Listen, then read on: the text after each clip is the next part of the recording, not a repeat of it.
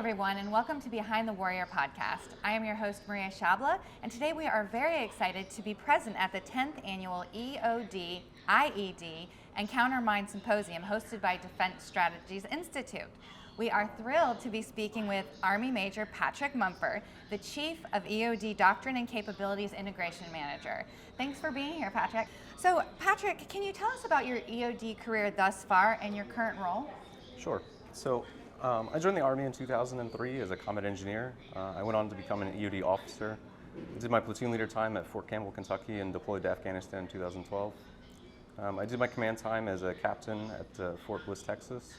And then my current job right now, I'm the Chief of EOD Doctrine and Capabilities Integration. So basically, I'm in charge of making sure that we write our doctrine to fit with what the Army is moving to in large-scale combat operations, and then make sure that the EOD warfighter is getting the capabilities that they need. So when we say capabilities, we're talking almost exclusively material, so making sure they have the right equipment for Army of 2030 and 2040.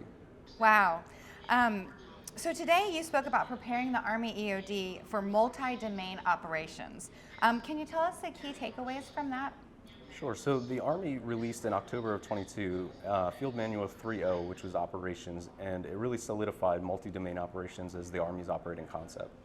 So EOD, there's a trickle-down effect essentially that EOD needs to rewrite our doctrine to do the same. So as we look to modernize to large-scale combat operations, it's really getting our training, our organizational structure, and our equipment to help us be prepared for the future.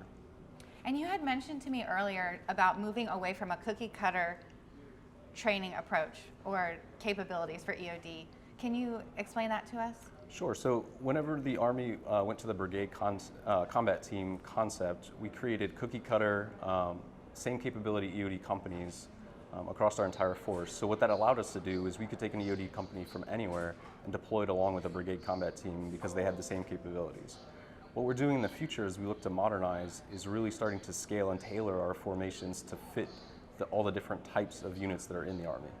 And you had mentioned that change is hard, but we're trying to break a paradigm here. Yes. So the paradigm I think that we've gotten accustomed to is counterinsurgency operations, also known as COINs. So I think due to things like the movie The Hurt Locker, people have a pretty good understanding of what they think EOD does on the battlefield, and we're looking to break that paradigm so that we still respond to things like the IED threat, but also in large-scale combat operations, we do have other roles that we help out with. I appreciate you taking the time to talk to us today, and my last question for you is, can you tell us about Lou? So Lou is my Italian Mastiff. Me and my wife don't have kids, but we do have a 10-year-old Italian Mastiff that is incredibly spoiled, and so he makes it into my bio every time I talk. Oh, that's awesome. Well, we'd love to get a picture of Lou so we could share that if you don't mind. I have a million. Shout out to Lou. Thank you very much. Thank you.